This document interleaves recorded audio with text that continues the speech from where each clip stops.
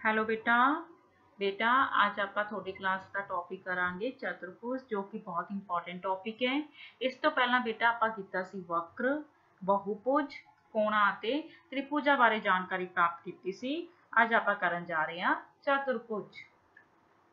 ਆਪਾਂ बहुभुज ਕੀਤਾ ਸੀ। बहुभुज ਕੀ ਸੀਗਾ? ਰੇਖਾ ਖੰਡਾਂ ਨਾਲ ਮਿਲ ਕੇ ਬਣੀ ਹੋਈ ਸਰਲ ਬੰਦ ਆਕ੍ਰਿਤੀ ਨੂੰ बहुभुज ਕਿਹਾ ਜਾਂਦਾ ਹੈ। ਹੁਣ ਚਾਰ ਰੇਖਾ ਖੰਡਾਂ ਨਾਲ ਮਿਲ ਕੇ ਬਣੀ ਹੋਈ ਸਰਲ ਤੇ ਬੰਦ ਆਕ੍ਰਿਤੀ ਨੂੰ ਚਤੁਰਭੁਜ ਕਿਹਾ ਜਾਂਦਾ ਹੈ। ਚਾਰ ਰੇਖਾ ਖੰਡਾਂ ਨਾਲ ਮਿਲ ਕੇ ਬਣੀ ਹੋਈ ਸਰਲ ਬੰਦ ਆਕ੍ਰਿਤੀ ਨੂੰ ਚਤੁਰਭੁਜ ਕਿਹਾ ਜਾਂਦਾ ਹੈ। ਇਹ ਕੀ ਹੈ ਬੇਟਾ? ਚਤੁਰਭੁਜ। ਚਤੁਰਭੁਜ ਚਾਰ ਭੁਜਾਵਾਂ ਵਾਲਾ ਬਹੁਭੁਜ। ਇਸ ਬਹੁਭੁਜ ਦੇ ਵਿੱਚ ਕੋਣਾਂ ਦੇ ਨਾਮ ਤਾਂ ਬੇਟਾ ਆਪਾਂ ਪਹਿਲਾਂ ਵੀ ਲਿਖ ਚੁੱਕੇ ਹਾਂ। ਇਹਦੇ ਚਾਰੋਂ ਕੋਣ ਕਿਹੜੇ-ਕਿਹੜੇ ਹੋਣਗੇ ਬੇਟਾ? DAB, ਇਸ ਕੋਣ ਦਾ ਨਾਮ ABC, ਇਸ ਕੋਣ ਦਾ ਨਾਮ BCD, ਇਸ ਕੋਣ ਦਾ ਨਾਮ CDA। बेटा हुण तुसीं जे इन्हां दे नाम ABCD भी लिख दोगे ना बेटा, तुहाडा गलत नहीं होगा, बट तुहानूं जानकारी होनी बहुत जरूरी है कि कोण दीआं भुजावां दे नाल जदों आपां उन्हां दे नाम लिखदे हां तां किवें लिखदे हां। इस कोण दा नाम A, कोण B, कोण C, कोण D। चार कोण, चार भुजावां किहड़ियां-किहड़ियां होणगियां? AB भुजा, ठीक है, AB भुजा, BC भुजा, CD भुजा ते DA भुजा। AB भुजा, BC भुजा, CD भुजा ते DA भुजा। चार भुजावां AB भुजा, BC भुजा, CD भुजा, DA भुजा। चार भुजावां, चार कोण, ठीक है बेटा। हुण इसे तरह आपां इन्हां दे विकरण भी कर लैणे आ। विकरण की सीगा? सन्मुख शिखरां नूं मिलाउण वाले रेखा खंड नूं विकरण कहा जाता है। सन्मुख सी B दे सामने बेटा D, सन्मुख विकरणां नूं मिलाउण वाले रेखा खंड नूं, ठीक है। तो हुण इहदे विकरण की हो गए? AC ते BD। AC ते BD की ने विकरण। आ की सी बेटा? भुजावां। ते इधर की लिखे बेटा आपां? कोण, जिन्हों तुसीं इस तरीके नाल भी लिख सकते हो तो इस तरीके नाल भी लिख सकते हो। ओके बेटा। ते हुण ये दोनों विकरण बेटा किहड़े बिंदु ते एक दूजे नूं कट रहे ने? इस बिंदु ते। मान लो आप इस बिंदु नूं नाम देता, हुण ये दोनों विकरण किहड़े बिंदु ते एक दूजे नूं कट रहे ने? ओ बिंदु ते। मान लो आप इस बिंदु नूं नाम देता ओ, ते आपां कह सकदे हां AC विकरण ते BD विकरण एक दूजे नूं ओ बिंदु ते कटदे ने। बेटा आपां कह रहे हां कि सन्मुख शिखरां नूं मिलाउण वाले रेखा खंड नूं विकरण कहा जाता है। इस तरह बेटा आपां नूं सन्मुख कोण, सन्मुख भुजावां पता होणियां चाहीदियां। सन्मुख कोण, कोण B दा सन्मुख कोण, कोण D। B दे सामने वाला कोण, कोण D। A दे सामने वाला कोण, कोण C। सन्मुख मतलब सामने। B दे सामने वाला कोण D, A दे सामने वाला कोण C। हुण बेटा इन्हां दीयां सन्मुख भुजावां दी गल करदे हां। AC दी सन्मुख AB दी सन्मुख भुजा DC।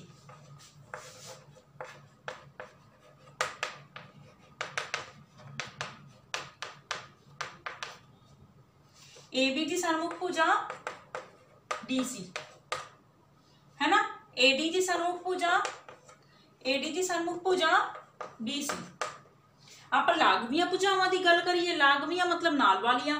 AB दी लागवी भुजा AD भी हो सकती है, AB दी लागवी भुजा BC भी हो सकती है। लागवियां नाल लगदियां भुजावां, AB दी नाल दी भुजा AD, AB दे नाल दी भुजा BC भी हो सकती है। BC दी लागवियां भुजावां दी गल करांगे तां बेटा CD भी हो सकती है ते BA भी हो सकती है। BC दी लागवी भुजा CD, BC दी लागवी भुजा AB।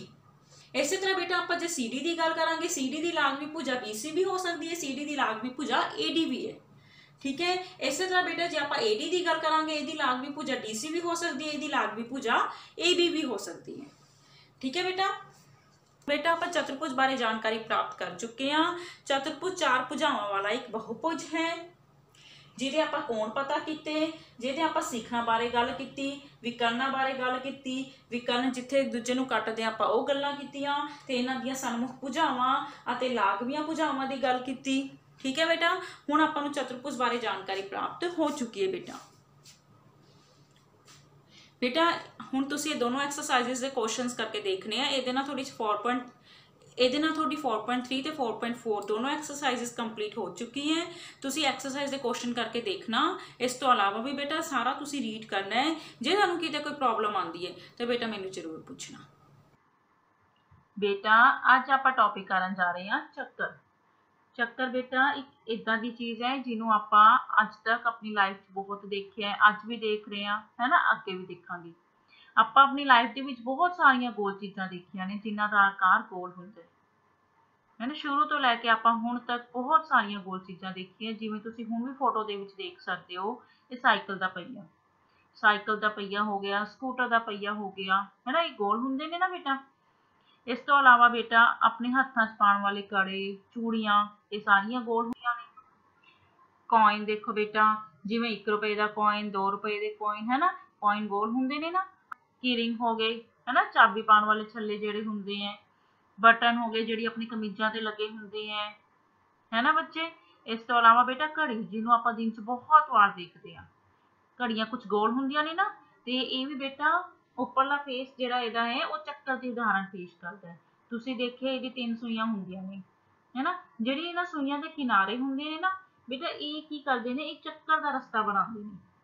ਸੈਕਿੰਡ ਵਾਲੀ ਸੂਈ ਫਾਸਟ ਚੱਲਦੀ ਹੈ, ਇਹ ਫਾਸਟ ਕਵਰ ਕਰਦੀ ਹੈ ਰਸਤਾ। ਮਿੰਟ ਵਾਲੀ ਸੂਈ ਹੋ ਗਈ, ਫਿਰ ਘੜੀ ਵਾਲੀ ਸੂਈ ਹੋ ਗਈ, ਸੌਰੀ ਘੰਟੇ ਵਾਲੀ ਸੂਈ ਹੋ ਗਈ। ਠੀਕ ਹੈ ਬੇਟਾ।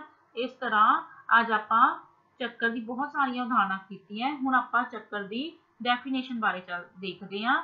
ਚੱਕਰ ਦੀ ਡੈਫੀਨੇਸ਼ਨ ਕੀ ਹੁੰਦੀ ਹੈ।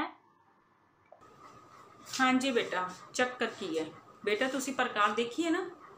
ਪ੍ਰਕਾਰ ਦੇ ਵਿੱਚ ਤੁਸੀਂ ਪੈਨਸਿਲ ਫਿੱਟ ਕਰਕੇ ਪ੍ਰਕਾਰ ਨੂੰ ਇੱਕ ਬਿੰਦੂ ਤੇ ਰੱਖ ਕੇ ਜਦੋਂ ਉਸ ਪੈਨਸਿਲ ਨੂੰ ਘੁਮਾਉਂਦੇ ਹੋ ਤੇ ਤੁਹਾਡੇ ਕੋਲ ਜਿਹੜੀ ਆਕ੍ਰਿਤੀ ਆਉਂਦੀ ਹੈ ਉਹਨੂੰ ਚੱਕਰ ਕਿਹਾ ਜਾਂਦਾ ਹੈ।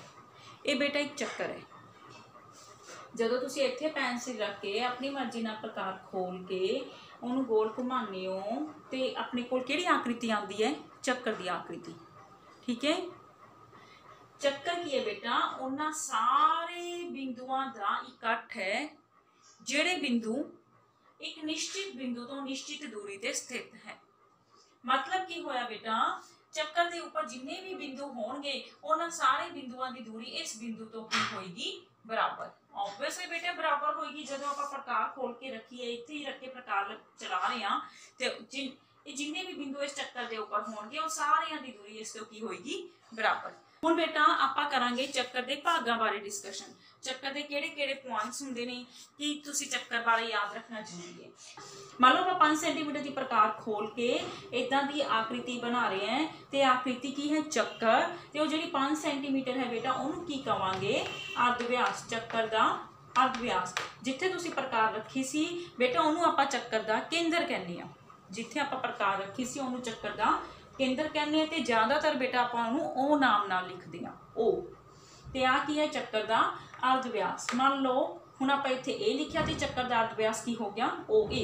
ਇਹ ਬਿੰਦੂ ਬੇਟਾ ਚੱਕਰ ਦੇ ਉੱਪਰ ਸਥਿਤ ਹੈ, ਉਹ ਬਿੰਦੂ ਚੱਕਰ ਦੇ ਅੰਦਰ ਸਥਿਤ ਹੈ। ਉਹ ਇਹ ਚੱਕਰ ਦਾ ਅਰਧ ਵਿਆਸ ਹੈ। ਕਿ ਚੱਕਰ ਦਾ ਇੱਕੋ ਹੀ ਅਰਧ ਵਿਆਸ ਹੁੰਦਾ ਹੈ? ਨਹੀਂ, ਚੱਕਰ ਦੇ ਬਹੁਤ ਸਾਰੇ ਅਰਧ ਵਿਆਸ ਹੁੰਦੇ ਹੈ ਬੇਟਾ। ਆ ਵੀ ਚੱਕਰ ਦਾ ਅਰਧ ਵਿਆਸ ਹੈ, ਆ ਵੀ ਅਰਧ ਵਿਆਸ ਹੈ। ਚੱਕਰ ਦੇ ਅਣਗਿਣਤ ਅਰਧ ਵਿਆਸ ਹੁੰਦੇ ਹੈ, ਕਿਉਂਕਿ ਆਪਾਂ ਕਰ ਚੁੱਕੇ ਹਾਂ ਕਿ ਇੱਕ ਬਿੰਦੂ ਤੋਂ ਅਨੇਕ ਰੇਖਾਵਾਂ ਖਿੱਚੀਆਂ ਜਾ ਸਕਦੀਆਂ ਹਨ। ਚੱਕਰ ਦੇ ਬਹੁਤ ਸਾਰੇ ਅਰਧ ਵਿਆਸ ਹੁੰਦੇ ਨੇ। ਤੇ ਬੇਟਾ ਚੱਕਰ ਦਾ ਕੇਂਦਰ, ਇਸ ਫਿਕਸ ਬਿੰਦੂ ਨੂੰ ਚੱਕਰ ਦਾ ਕੇਂਦਰ ਕਿਹਾ ਜਾਂਦਾ ਹੈ। ਇਸ ਬਿੰਦੂ ਦੀ ਚੱਕਰ ਦੇ ਉੱਪਰ ਸਥਿਤ ਸਾਰੇ ਬਿੰਦੂਆਂ ਤੋਂ ਦੂਰੀ ਕਿੰਨੀ ਹੁੰਦੀ ਹੈ, ਬਰਾਬਰ ਹੁੰਦੀ ਹੈ। ਮਤਲਬ ਆ ਵਾਲੀ ਦੂਰੀ, ਆ ਦੂਰੀ ਬੇਟਾ ਕੀ ਹੋਏਗੀ, ਬਰਾਬਰ ਹੋਏਗੀ। ਚੱਕਰ ਦੇ ਅਰਧ ਵਿਆਸ ਦਾ ਡਬਲ ਜਾਂ ਦੁੱਗਣਾ ਚੱਕਰ ਦਾ ਵਿਆਸ ਹੁੰਦਾ ਹੈ। ਚੱਕਰ ਦਾ ਅਰਧ ਵਿਆਸ ਜੇ 5 ਸੈਂਟੀਮੀਟਰ ਹੈ ਤੇ ਵਿਆਸ ਬੇਟਾ ਇਹਦਾ 10 ਸੈਂਟੀਮੀਟਰ ਹੋਏਗਾ। ਚੱਕਰ ਦਾ ਅਰਧ ਵਿਆਸ ਚੱਕਰ ਦੇ ਕੇਂਦਰ ਤੋਂ ਸ਼ੁਰੂ ਹੋ ਕੇ ਚੱਕਰ ਦੇ ਕਿਨਾਰੇ ਤੱਕ ਜਾਂਦਾ ਹੈ, ਮਤਲਬ ਚੱਕਰ ਤੱਕ ਜਾਂਦਾ ਹੈ। ਤੇ ਚੱਕਰ ਦਾ ਜਿਹੜਾ ਵਿਆਸ ਹੈ ਬੇਟਾ, ਵਿਆਸ ਚੱਕਰ ਤੋਂ ਹੀ ਸ਼ੁਰੂ ਹੋ ਕੇ ਚੱਕਰ ਤੱਕ ਜਾਂਦਾ ਹੈ, ਪਰ ਇਹ ਚੱਕਰ ਦੇ ਕੇਂਦਰ ਤੋਂ ਲੰਘਦਾ ਹੈ। ਚੱਕਰ ਦਾ ਵਿਆਸ ਕੇਂਦਰ ਤੋਂ ਲੰਘਦਾ ਹੈ। ਠੀਕ ਹੈ ਬੇਟਾ। ਹੁਣ ਆਪਾਂ ਕਰਾਂਗੇ ਜੀਵਾ। ਜੀਵਾ ਕੀ ਹੁੰਦੀ ਹੈ? ਜੀਵਾ ਹੈ ਬੇਟਾ ਚੱਕਰ ਦੇ ਕਿਸੇ ਵੀ ਦੋ ਬਿੰਦੂਆਂ ਨੂੰ ਮਿਲਾਉਣ ਵਾਲੇ ਰੇਖਾਖੰਡ ਨੂੰ ਜੀਵਾ ਕਿਹਾ ਜਾਂਦਾ ਹੈ। ਚੱਕਰ ਦੇ ਕਿਸੇ ਵੀ ਦੋ ਬਿੰਦੂਆਂ ਨੂੰ ਮਿਲਾਉਣ ਵਾਲੇ ਰੇਖਾਖੰਡ ਨੂੰ ਚੱਕਰ ਦੀ ਜੀਵਾ ਕਿਹਾ ਜਾਂਦਾ ਹੈ। ਹੁਣ ਇੱਥੇ ਚੱਕਰ ਦੀ ਜੀਵਾ ਕੀ ਹੈ, BC। ਆਹ ਵਾਲੀ ਲਾਈਨ ਨੂੰ ਬੇਟਾ, ਆਹ ਵਾਲੇ ਰੇਖਾਖੰਡ ਨੂੰ ਚੱਕਰ ਦੀ ਜੀਵਾ ਕਿਹਾ ਜਾਂਦਾ ਹੈ। ਹੁਣ ਆਹ ਦੇਖੋ ਬੇਟਾ ਇੱਥੇ ਬਿੰਦੂ ਆ BC, ਇਹ ਜਿਹੜਾ ਚੱਕਰ ਦਾ ਹਿੱਸਾ ਹੈ ਉਹ ਤਾਂ ਬੇਟਾ ਚੱਕਰ ਦੇ ਅੰਦਰ ਸੀ ਨਾ ਜੀਵਾ। ਇਹ ਜਿਹੜਾ ਚੱਕਰ ਦਾ ਹਿੱਸਾ ਹੈ ਇਹਨੂੰ ਕੀ ਕਿਹਾ ਜਾਂਦਾ ਹੈ? ਆ ਜਿਹੜਾ ਚੱਕਰ ਦਾ ਹਿੱਸਾ ਹੈ ਇਹਨੂੰ ਕੀ ਕਿਹਾ ਜਾਂਦਾ ਹੈ? ਇਹਨੂੰ ਚਾਪ ਕਿਹਾ ਜਾਂਦਾ ਹੈ। ਚਾਪ BC। ਚੱਕਰ ਦੇ ਹਿੱਸੇ ਨੂੰ ਚੱਕਰ ਦੀ ਚਾਪ ਕਿਹਾ ਜਾਂਦਾ ਹੈ, BC ਚਾਪ। ठीक है बेटा। ਹੁਣ ਇਸ ਤੋਂ ਬਾਅਦ बेटा मैं रिपीट कर रही हाँ, आर्ध व्यास ਚੱਕਰ ਦੇ ਕੇਂਦਰ ਅਤੇ ਚੱਕਰ ਦੇ ਕਿਸੇ ਬਿੰਦੂ ਨੂੰ ਮਿਲਾਉਣ ਵਾਲੇ ਰੇਖਾਖੰਡ ਨੂੰ ਚੱਕਰ ਦਾ ਅਰਧ ਵਿਆਸ ਕਿਹਾ ਜਾਂਦਾ ਹੈ। ਚੱਕਰ ਦੇ ਦੋ ਬਿੰਦੂਆਂ ਨੂੰ ਮਿਲਾਉਣ ਵਾਲੇ ਰੇਖਾਖੰਡ ਨੂੰ ਚੱਕਰ ਦਾ ਵਿਆਸ ਕਿਹਾ ਜਾਏਗਾ ਜੇ ਉਹ ਕੇਂਦਰ ਤੋਂ ਲੰਘਦਾ ਹੋਵੇ। ਚੱਕਰ ਦੇ ਕਿਸੇ ਵੀ ਦੋ ਬਿੰਦੂਆਂ ਨੂੰ ਮਿਲਾਉਣ ਵਾਲੇ ਰੇਖਾਖੰਡ ਨੂੰ ਚੱਕਰ ਦੀ ਜੀਵਾ ਕਿਹਾ ਜਾਏਗਾ। ਚੱਕਰ ਦੇ ਉੱਪਰ ਚੱਕਰ ਦੇ ਕਿਸੇ ਪਾਰਟ ਨੂੰ, ਚੱਕਰ ਦੇ ਕਿਸੇ ਹਿੱਸੇ ਨੂੰ ਚੱਕਰ ਦੀ ਚਾਪ ਨਾਲ ਜਾਣਿਆ ਜਾਂਦਾ ਹੈ। ਤੇ ਬੇਟਾ ਆ ਹੈ ਚੱਕਰ ਖੰਡ। ਚੱਕਰ ਦੀ ਚਾਪ ਅਤੇ ਚੱਕਰ ਦੀ ਜੀਵਾ ਦੇ ਵਿੱਚ ਘਿਰੇ ਹੋਏ ਹਿੱਸੇ ਨੂੰ ਚੱਕਰ ਖੰਡ ਕਿਹਾ ਜਾਂਦਾ ਹੈ। ਬੇਟਾ ਇਹ ਚੀਜ਼ਾਂ ਧਿਆਨ ਨਾਲ ਸੁਣ ਲਓ, ਇਹ ਤੁਹਾਨੂੰ ਹਮੇਸ਼ਾ जिन्ना तुसी मैथ करोगे हमेशा उन्ना तुहानू ये यूज होएगा। तुहानू इन्हां दी नॉलेज होनी बहुत जरूरी है। मैं रिपीट कर दी हां, चक्कर दा केंद्र, आ चक्कर दा आर्ध व्यास, ये चक्कर दा व्यास, व्यास हमेशा केंद्र तो लंघदा है, चक्कर दा व्यास हमेशा केंद्र तो लंघदा है अते अर्ध व्यास दा दुगना हुंदा है। जे 5 है ते 10 होगा। ਚੱਕਰ ਦੀ ਜੀਵਾ ਚੱਕਰ ਦੇ ਦੋ ਬਿੰਦੂਆਂ ਨੂੰ ਮਿਲਾਉਣ ਵਾਲੇ ਰੇਖਾਖੰਡ ਨੂੰ ਕਿਹਾ ਜਾਂਦਾ ਹੈ। ਚੱਕਰ ਦੇ ਕਿਸੇ ਹਿੱਸੇ ਨੂੰ ਚੱਕਰ ਦੀ ਚਾਪ ਕਿਹਾ ਜਾਂਦਾ ਹੈ। ਚੱਕਰ ਦੀ ਚਾਪ ਅਤੇ ਚੱਕਰ ਦੀ ਜੀਵਾ ਦੇ ਵਿਚਕਾਰਲੇ ਹਿੱਸੇ ਨੂੰ ਚੱਕਰ ਖੰਡ ਕਿਹਾ ਜਾਂਦਾ ਹੈ। ਇਸ ਤੋਂ ਬਾਅਦ ਬੇਟਾ ਆਪਾਂ ਕਰਦੇ ਹਾਂ ਅਰਧ ਵਿਆਸੀ ਖੰਡ। ਇਸ ਤੋਂ ਬਾਅਦ ਆਪਾਂ ਕਰਦੇ ਹਾਂ ਅਰਧ ਵਿਆਸੀ ਖੰਡ। मान लो आ चक्कर का केंद्र है, ये चक्कर दे दो अर्ध व्यास है, ये चक्कर का केंद्र है ते आ चक्कर दे दो अर्ध व्यास है। अर्ध व्यासां नाल बने खंड नूं अर्ध व्यासी खंड कहा जाता है। याद रखना बहुत आसान है बेटा। अर्ध व्यासी खंड चक्कर दे अर्ध व्यासां नाल बने खंड नूं, खंड मतलब हिस्सा, चक्कर दे अर्ध व्यासां नाल बने खंड नूं चक्कर दा अर्ध व्यासी खंड कहा जाता है। मान लो बेटा ये चक्कर का केंद्र है, ये चक्कर दे अर्ध व्यास है, OA ते OB ते इहनूं की कहा जाता है अर्ध व्यासी खंड। ठीक है बेटा। हुण तुहानूं मैं लघु चक्कर खंड ते दीर्घ चक्कर खंड बारे भी दस दी हां। बेटा ये है लघु चक्कर खंड, ये की है लघु चक्कर खंड, छोटा लघु छोटा, तुसीं हिंदी दे विच बहुत वार कीता है ना, लघु छोटा, छोटा चक्कर खंड थोड़ा हिस्सा है बेटा, बाकी सारे हिस्से नूं की कहांगे दीर्घ चक्कर खंड। ठीक है। ਚੱਕਰ ਖੰਡ ਉਹੀ ਹੈ, ਚੱਕਰ ਦੀ ਜੀਵਾ ਤੇ ਚੱਕਰ ਦੀ ਚਾਪ ਦੇ ਵਿਚਕਾਰਲੇ ਹਿੱਸੇ ਨੂੰ ਚੱਕਰ ਖੰਡ ਕਿਹਾ ਜਾਂਦਾ ਹੈ। ਵੱਡੇ ਹਿੱਸੇ ਨੂੰ ਦੀਰਘ ਚੱਕਰ ਖੰਡ ਕਿਹਾ ਜਾਏਗਾ, ਛੋਟੇ ਹਿੱਸੇ ਨੂੰ ਲਘੂ ਚੱਕਰ ਖੰਡ ਕਿਹਾ ਜਾਏਗਾ।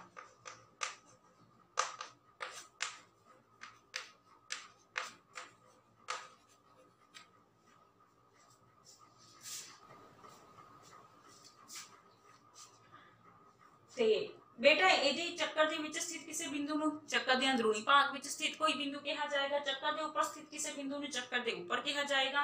ਚੱਕਰ ਦੇ ਬਾਹਰਲੇ ਹਿੱਸੇ ਵਿੱਚ ਸਥਿਤ ਬਿੰਦੂ ਨੂੰ ਚੱਕਰ ਦੇ ਬਾਹਰਲੇ ਭਾਗ ਵਿੱਚ ਸਥਿਤ ਬਿੰਦੂ ਕਿਹਾ ਜਾਊਗਾ। ਹੁਣ ਜਿਵੇਂ ਬਿੰਦੂ ਬੇਟਾ ਆਪਾਂ ਇੱਥੇ ਗੱਲ ਕਰ ਸਕਦੇ ਹਾਂ, ਉਹ ਬਿੰਦੂ ਚੱਕਰ ਦੇ ਅੰਦਰੂਨੀ ਭਾਗ ਵਿੱਚ ਸਥਿਤ ਕੋਈ ਬਿੰਦੂ ਹੈ। A ਬਿੰਦੂ ਅਤੇ C ਬਿੰਦੂ ਚੱਕਰ ਦੇ ਉੱਪਰ ਸਥਿਤ ਹੈ। B, A, B, C ਇਹ तीनों बिंदु चक्कर के ऊपर स्थित बिंदु ने। ते इस तो अलावा आप D बिंदु की गल करिए, ये D बिंदु चक्कर के बाहरी भाग में स्थित कोई बिंदु है। ठीक है बेटा। बेटा ये नाल तुहाडी चक्कर वाली सारी एक्सरसाइज सॉल्व हो जाएगी। सारे कंसैप्ट बेटा तुसीं ध्यान नाल देखने हैं।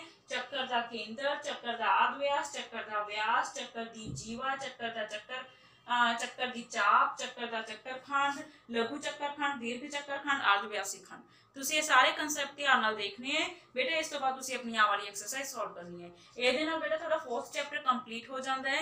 चारों एक्सरसाइज ਆਪਾਂ ਕਰ ਚੁੱਕੇ ਹਾਂ। ਸਭ ਤੋਂ ਪਹਿਲਾਂ बेटा ਆਪਾਂ ਕੀਤਾ ਕੋਣ, ਫਿਰ ਆਪਾਂ ਕੀਤਾ ਤ੍ਰਿਭੁਜ, ਫਿਰ ਚਤੁਰਭੁਜ, ਹੁਣ ਆਪਾਂ ਕੀਤਾ बेटा ਚੱਕਰ। ਠੀਕ ਹੈ। ਇਹ ਤੁਹਾਡੀਆਂ ਚਾਰ ਐਕਸਰਸਾਈਜ਼ਸ ਇਹਦੇ ਨਾਲ ਹੋ ਜਾਣਗੀਆਂ ਤੇ बेटा ਤੁਸੀਂ ਇਹਨਾਂ ਐਕਸਰਸਾਈਜ਼ਸ ਦੇ ਕੁਐਸਚਨਸ ਕਰਕੇ ਦੇਖਣਾ। ਜੇ ਕੋਈ ਡਾਊਟ ਹੈ ਤਾਂ बेटा ਮੈਨੂੰ ਪੁੱਛ ਲੈਣਾ। ओके बेटा।